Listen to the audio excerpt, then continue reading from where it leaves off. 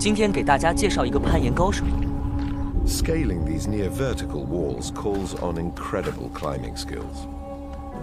It holds a hidden treasure, salt, pouring from its wall. It's so rare up here. Ibex risk everything to reach it.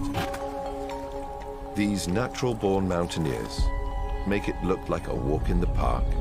He has no choice but to follow his mother. A fall would mean certain death. But step by step, he discovers he has an amazing grip.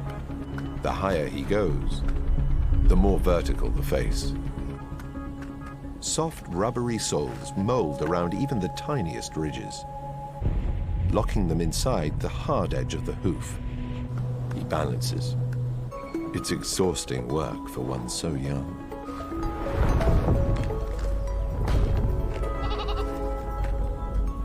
Just in time, his mother notices.